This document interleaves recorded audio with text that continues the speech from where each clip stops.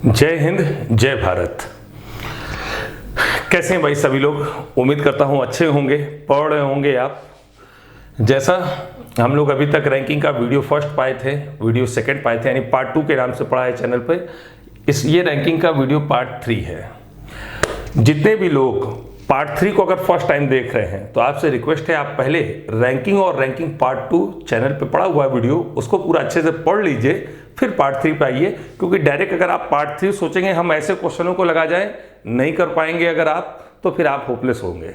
तो पहले एक सिस्टम से, जैसा छत पे चढ़ना होता है, सीढ़ी बाई सीढ़ी चढ़ते हैं भाई, अचानक कहीं से कूद फान के अगर चलना चाहोगे तो चोट लगने की संभावना पूरी होती है। तो एक एक स्टेप करते आइए, तो आप पार्ट 3 के भी क्वेश्चनों को आसानी से कर लेंगे। अब आइए बात करते हैं, जितने भी लोग पार्ट 1 और पार्ट 2 दोनों पढ़ चुके हैं, इस पार्ट 3 में अगर आप ऐसे क्वेश्चनों को लगा ले रहे हैं तो अपने अंदर कॉन्फिडेंस आप बनाओ कि हाँ, आप रैंकिंग पे काफ़ी अच्छे हैं, आप रैंकिंग के प्रश्नों को कर जाएंगे। नहीं कर पा रहे हैं तो कहीं ना कहीं अभी कंसंट्रेट नहीं है, आप थोड़ा सा जल्दबाजी कहीं ना कहीं दिखाते हैं, तो फिर आप प्रश्नों को गलत करते हैं। कॉपी पेन लेके रेडी हो जाइए। फिर से आपका एक छोटा सा टेस्ट है। अभी जस्ट कुछ देर बाद आपके सामने अलग अलग क्वेश्चन स्क्रॉल होंगे। आपको 7 से 8-10 सेकंड तक का स्क्रीनशॉट लेने का समय भी मिलेगा। अलग अलग क्वेश्चन स्क्रॉल होंगे अभी सामने, उसे आपको स्क्रीनशॉट लेना है और अपने से सॉल्यूशन करना है। आपसे रिक्वेस्ट है कि बिना सॉल्यूशन देखे पहले अपने से सॉल्यूशन करिए। अगर आप कर जाते हैं तो बहुत बढ़िया, बहुत अच्छा। नहीं कर पाते हैं तो फिर वीडियो में आगे सॉल्यूशन है, लेकिन अपने से कोशिश करिए जरूर, ताकि आपको अपनी पॉजिटिव चीज़ें क्या हैं, निगेटिव चीज़ें क्या हैं मेरी, वो दोनों चीज़ें आपको मालूम होना जरूरी हो। भाई पावर अगर हमें खुद की मालूम हो तो वीकनेस भी पता होना चाहिए। एक सफल योद्धा वही होता है। तो अब आपके सामने यहाँ पर क्वेश्चन अलग अलग स्क्रॉल होंगे, स्क्रीनशॉट लीजिएगा, करिएगा जरूर अपने से, कॉपी पेन लेके रेडी हो जाइए। फिर उसके बाद सॉल्यूशन आप देखेंगे पार्ट 3 के क्वेश्चनों का। आइए स्टार्ट करते हैं। अब आपके सामने ये है प्रश्न।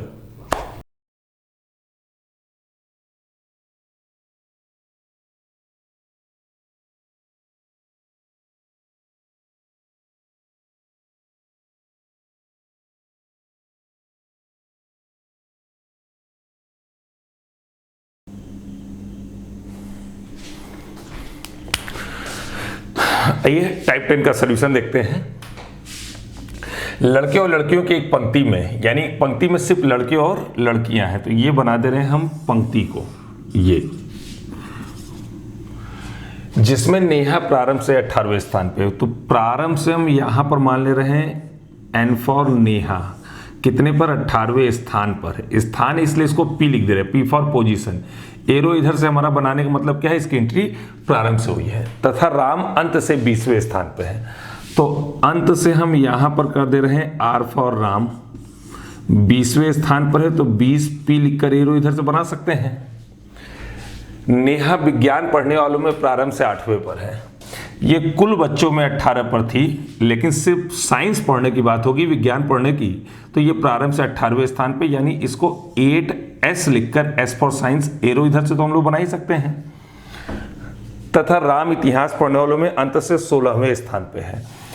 अंत से हिस्ट्री पढ़ने वालों की बात होगी तो राम हिस्ट्री पढ़ने वालों में अंत से 16 पर है, यानी 16H लिख दे रहे हैं, यानी हिस्ट्री पढ़ने में एरो इधर से बना दे रहे हैं। नेहा अंत से लड़कियों में 23वें तथा विज्ञान पढ़ने वाले में 17वें स्थान पे। कहां से? तो अंत से, यानी नेहा अंत से लड़कियों में, अंत से अगर बात करें इस नेहा की, तो कुल बच्चों में नहीं, सिर्फ गर्ल्स में अंत से 23वें पर है, तो 23G लिखकर हम लोग एरो इधर से तो बना ही सकते हैं। इसका मतलब इसकी एंट्री अंत से यह हुआ है। नेहा के बारे में यहां लिखे हैं। तथा विज्ञान पढ़ने वालों में 17वें स्थान पे है। जब साइंस में प्रारंभ से हो चुका तो कॉमन सी बात है कि अंत से ही होगा, यानी 17S लिखकर एरो इधर से बना सकते हैं। ये सब हम नेहा के बारे में लिख रहे हैं। नेहा लड़कियों में प्रारंभ से 9वें स्थान पे है। नेहा की बात करेंगे तो कुल बच्चों में तो 18 पर है। साइंस पढ़ने वालों की बात होगी तो प्रारंभ से 8 पर है, लेकिन लड़कियों की बात होगी तो प्रारंभ से 9 पर है। तो इसका मतलब 9G लिखकर, G फॉर गर्ल्स, एरो इधर से बना सकते हैं। जबकि राम लड़कों में प्रारंभ से 25वें स्थान पर है। ये राम प्रारंभ से बात करें तो कुल बच्चों में नहीं, सिर्फ लड़के काउंट होंगे तो प्रारंभ से 25 पर है, यानी 25 बी फॉर बॉयज तो लिख ही सकते हैं ना, एरो इधर से बना सकते हैं। तथा पंक्ति में 48वें स्थान पे कौन, तो ये राम 48वें स्थान पे, यानी पोजीशन बताई जा रही है, यानी 48 पी लिखकर हम लोग एरो इधर से बना सकते हैं। ये जितनी भी चीजें लिखी हैं हमने कुछ भी सोल्यूशन नहीं किया है, सारी चीजें प्रश्न में बताई गई थी, बस उसी को हमने लिखा है। हमें राम की दोनों पोजीशन यहाँ पर मालूम है, तो ये फार्मूला सभी लोग पढ़े हैं कि कुल बराबर प्रारंभ प्लस अंत -1। तो राम की एक पोजीशन 48, दूसरी पोजीशन है 20 -1, यानी 68 -1, कुल कितने 67, यानी टी फॉर टोटल 67 हम लोग लिख सकते हैं यहाँ पर। अगर टोटल 67 है तो ये हमने लिख दिया यहाँ पर t बराबर 67, यानी टोटल 67। ये सब नेहा के बारे में लिखा गया है। G फॉर गर्ल्स, नेहा का हमें दोनों तरफ से गर्ल्स में सिचुएशन मालूम है, प्रारंभ से 9 पर, अंत से 23 पर। तो अगर इसी चीज को इस मेथड पर रख दे, इस ट्रिक पर रख दे, यानी नेहा का गर्ल्स में दोनों तरफ से स्थान मालूम है, तो कुल गर्ल्स तो निकाली जा सकती हैं, यानी दोनों को जोड़ के बस एक घटाना है। तो 23 और 9 32 -1 31, यानी टोटल 67 में G फॉर गर्ल्स कितनी होंगी 31 31। और जब गर्ल्स 31 हैं तो बॉयज तो खुद ब खुद मिल जाएंगे भाई, कुल तो मालूम ही है, उसी में से इसको घटा दो, 7 में से 1 जाएगा तो 6 में से 3 गया तो 3, यानी बॉयज कितने 36। नेहा साइंस पढ़ने वालों में दोनों तरफ से मालूम है, तो अगर दोनों को जोड़ के घटा दें तो साइंस पढ़ने की कुल संख्या मालूम चल जाएगी। तो 17 8 25 -1 24, यानी एस फॉर साइंस पढ़ने वालों की संख्या कितनी है 24। और जब साइंस की 24 मिल गई तो हिस्ट्री की तो खुद ब खुद मिल जाएगी ना, क्योंकि केवल हिस्ट्री और साइंस पढ़ने वाले ही हैं। कुल 67 है, 67 में से 24 को घटा दीजिए, तो 67 में से अगर हम 24 को घटाएंगे तो 7 में से 4 चला गया तो 3, और 6 में से 2 गया तो 4, यानी 43। अब इन दोनों को जोड़ के चेक कर लो, इसके बराबर आएगा 4 3 7 4 2 6। ये सारी चीजें खुद ब खुद हमें मिल गए। आइए क्वेश्चन का सॉल्यूशन देखते हैं। पंक्ति में कुल बच्चों की संख्या ज्ञात करें, तो कुल का आंसर कितना 67। पंक्ति में लड़कों की कुल संख्या ज्ञात करें, तो लड़के कुल कितने हैं 36, यानी 36। क्वेश्चन नंबर 3, पंक्ति में नेहा तथा राम के मध्य बैठे लड़कों की संख्या ज्ञात करिए। ध्यान रखिएगा, ये क्वेश्चन नंबर 3 और 4 सबसे सुपर डुपर क्वेश्चन है और बहुत अच्छा इसमें सोल्यूशन होगा, तो यहाँ पे अब आपको कंसंट्रेट रहना है। कह रहा है पंक्ति में नेहा और राम के मध्य बैठे लड़कों की संख्या, यानी इन दोनों के मध्य हमें बैठे लड़कों की संख्या बतानी है, कुल बच्चों की नहीं, लड़कों की संख्या। तो लड़कों की संख्या बताने से पहले तो जरूरी है कि पहले आपको ये मालूम चले कि इसके मध्य में कुल बच्चे यहाँ पर कितने हैं। कुल बच्चे निकलेंगे तभी आप उसमें से लड़के और लड़की को अलग अलग कर सकते हैं। तो कुल बच्चे निकालने के लिए अगर बात करें तो नेहा प्रारंभ से 18 पर है और राम अंत से 20 पर है। तो अगर एक बार स्क्रीनशॉट ले लीजिए तो ऊपर का प्रश्न हम थोड़ा सा मिटाएंगे ताकि सॉल्यूशन आगे करें।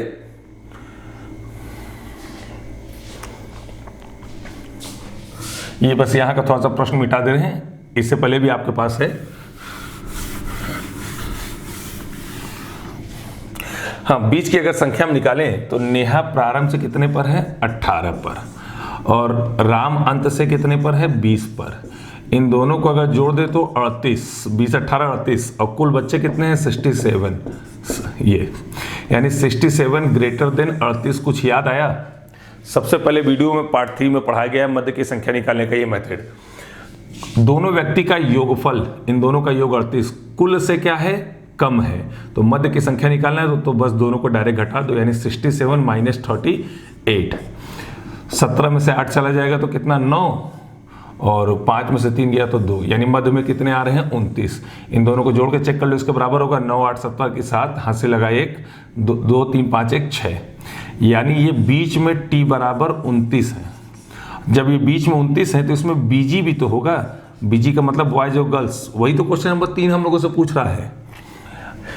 तो हमें अब बीच में लड़कों की संख्या बताना है क्वेश्चन नंबर 3 के हिसाब से। तो नेहा जो है प्रारंभ से 18 पर है, तो नेहा से पहले अगर हम बच्चों की बात करेंगे तो नेहा से पहले भाई 17 बच्चे हैं, जब प्रारंभ से 18 पे तो इससे पहले 17 बच्चे हैं और इसमें बीजी हैं दोनों, यानी बॉयज और गर्ल्स दोनों।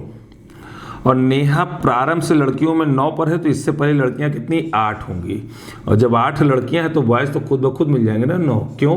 क्योंकि टोटल 17 हैं, 8 लड़कियां मालूम चल गई, 17 में 8 घटा देंगे तो बॉयज 9। इन दोनों का योग देखिए 9 8 17 इसके बराबर है।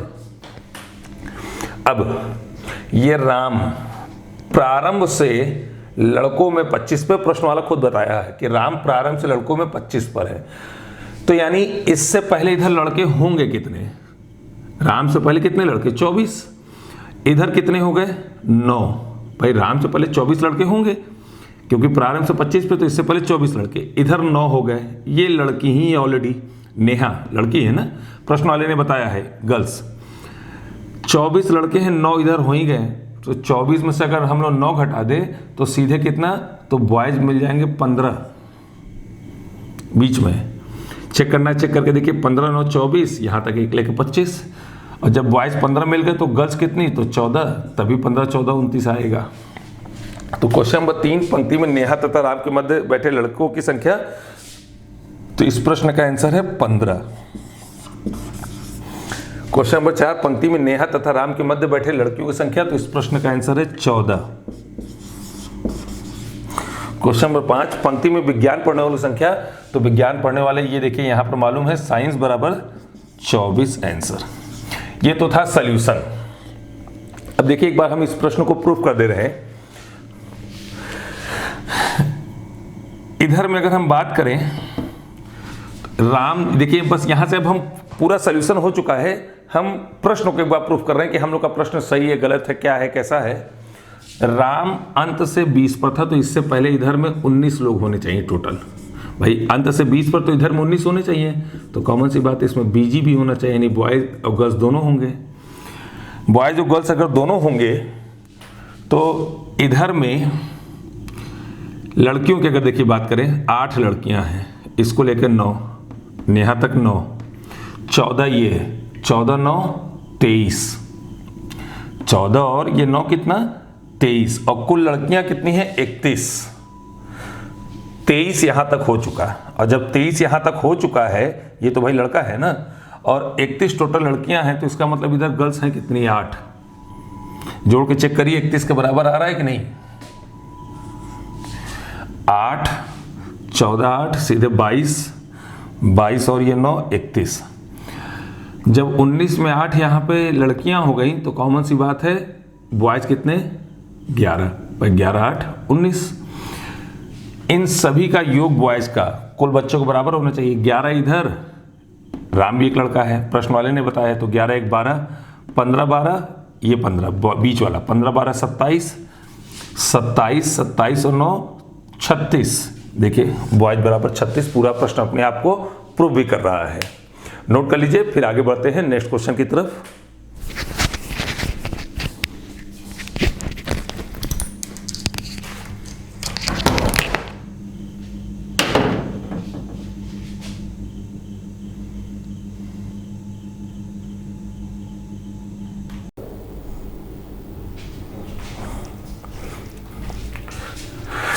आइए सॉल्यूशन देखते हैं टाइप 11 का।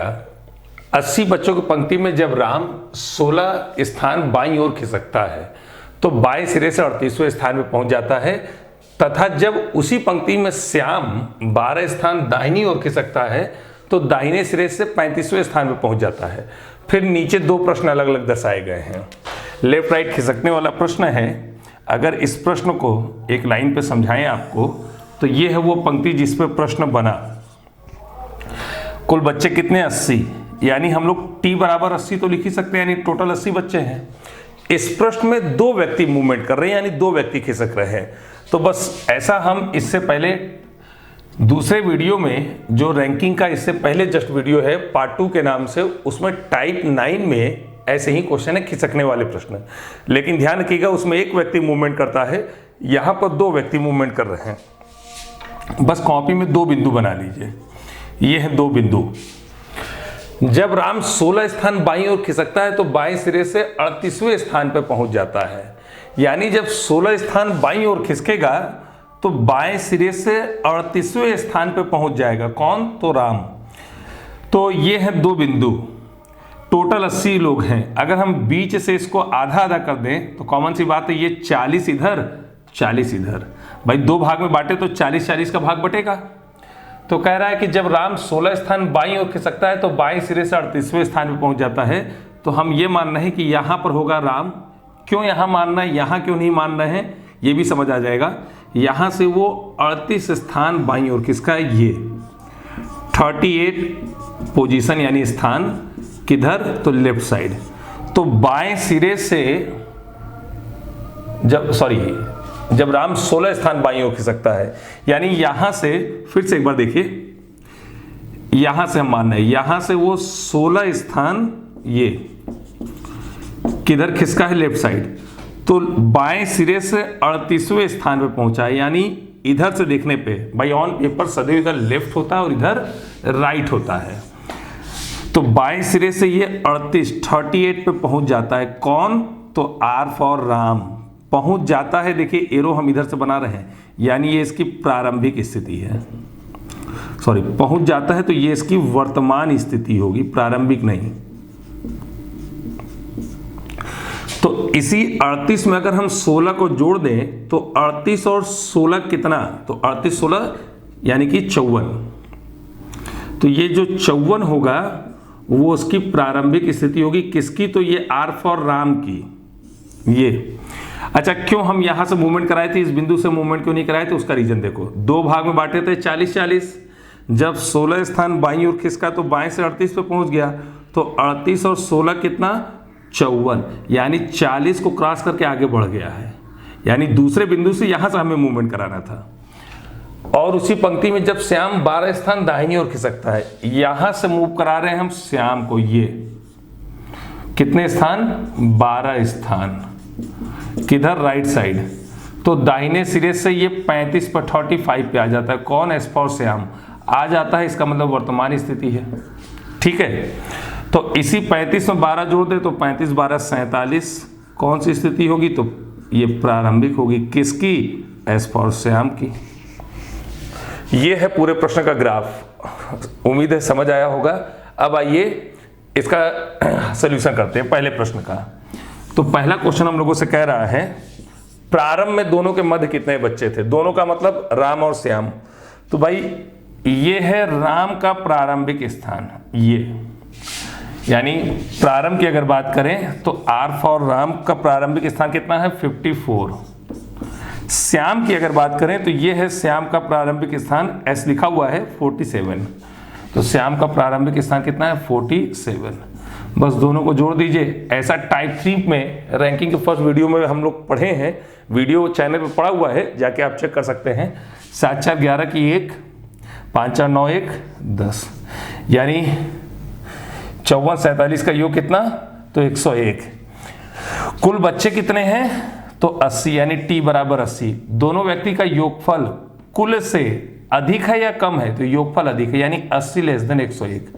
अब अगर दोनों के मध्य बच्चों की संख्या निकालना है, योगफल अधिक हो तो बस योगफल में कुल बच्चों की संख्या को घटा दीजिए, जो भी आए उसमें सदैव 2 अपने मन से और घटा दीजिए, यानी आंसर कितना, 19। अब आइए दूसरे प्रश्न की तरफ। क्यों 2 घटाते हैं, ये सब टाइप 3 में पढ़ाया जा चुका है। रैंकिंग के फर्स्ट वीडियो को फॉलो करिए, समझ आ जाएगा, वहां पे प्रूफ भी किए हैं कि 2 क्यों घटाते हैं। वर्तमान में दोनों के मध्य कितने बच्चे हैं, तो वर्तमान में राम की पोजीशन है 38, आर फॉर वर्तमान की स्थिति है, ये ध्यान रखिएगा। दूसरा प्रश्न, राम है 38 पर, श्याम है वर्तमान में कितने पर, 35 पर, एस फॉर श्याम है 35 पर। 8 5 13, 3 हासिल 1, 3 3 6 7, 73। टोटल कितने, 80। दोनों व्यक्ति का योगफल कुल से कम है योगफल, तो यानी 80 ग्रेटर देन 73 है, 80 ग्रेटर देन 73। मध्य की संख्या निकालना है, बस इन्हीं दोनों को घटा दीजिए। मध्य में कितने, 7 आंसर। नोट करिए, फिर आगे बढ़ते हैं दूसरे क्वेश्चन की तरफ।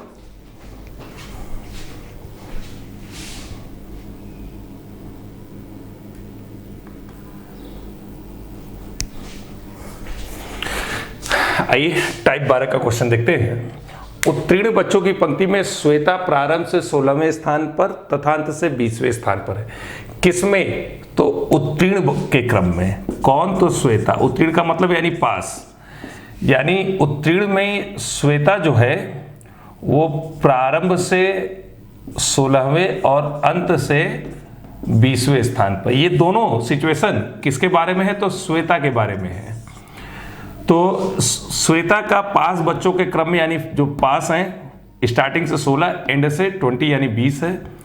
तो अगर हम उत्तीर्ण कुल कितने बच्चे हुए हैं ये निकालें तो कुल बराबर प्रारंभ प्लस अंत -1। ये फार्मूला हम लोग पढ़े हैं। किसी एक ही व्यक्ति की दोनों की पोजीशन चाहिए होती है, तो यानी 16 + 20 - 1, तो यानी 36 - 1 35। ये 35 है क्या? तो उत्तीर्ण, यानी उत्तीर्ण का मतलब पास। तो यानी पास कुल बच्चे कितने हैं? 35। इस प्रश्न के बस लास्ट में वाच करिए क्या पूछ रहा है कि पंक्ति में उत्तीर्ण बच्चों की संख्या ज्ञात करें। तो उत्तीर्ण बच्चे तो बस 35 आंसर, यही प्रश्न का बस आंसर है।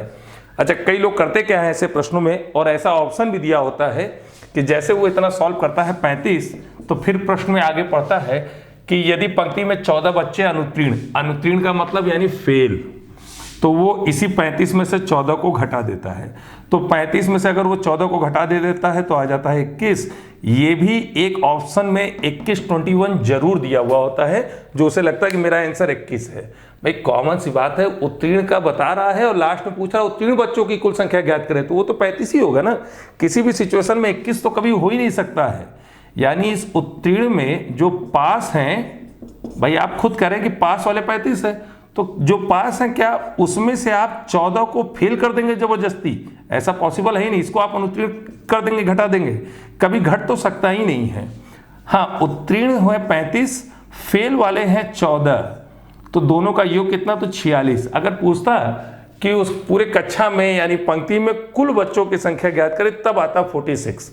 लेकिन उसने पूछा उत्तीर्ण बच्चों की संख्या ज्ञात करें, तो उत्तीर्ण बस 35 आंसर। ध्यान रखिएगा, मैक्सिमम लोग 21 सॉल्व करते हैं और ऑप्शन में ऐसा जरूर दिया हुआ होता है, और ये भी दिया हुआ होगा। पूछता कुल बच्चे तब होता 46, और पूछा उत्तीर्ण तो वो 35 ही। 21 कभी भी नहीं हो सकता है।